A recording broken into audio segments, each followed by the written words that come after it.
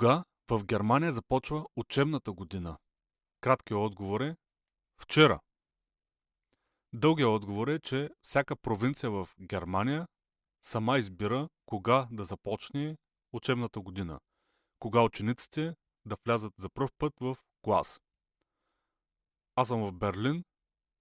За нашето училище това стана вчера. На 24 август беше първият учебен ден на моето дете.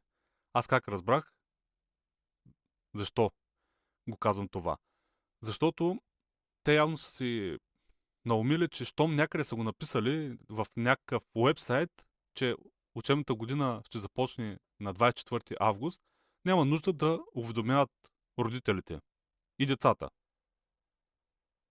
Логично е, щом са го написали някъде, може да го напишат в техния си кенев и реално уведомиха чак след като е започнало училището. Какъв е проблема? Че тук разни документи, хартийки, всякакви неща, никъде не пише кога започва учебната година. И вчера получавам обаждане от училището, защо детето ти не е на училище? И аз викам, сега е ваканция. Какво училище? И той, учебната година започна днеска на 24 август. И аз откъде трябва да знам тази информация? В нашия хомпейдж на тяхната страница на училището го имало написано.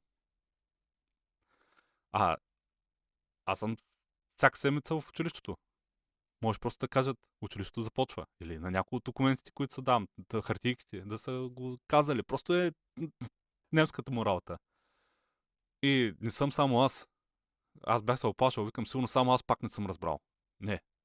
В учебната стая днеска имаше 5-6 деца с моето дете. Което означава, че те не са свършили работа да информират родителите кога започва учебната година.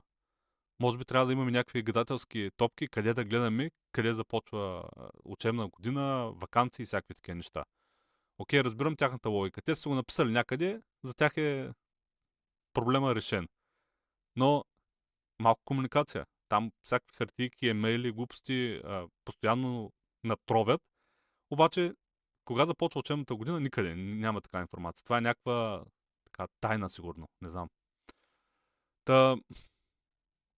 Да, учебната година за моето дете започна сега, август месец.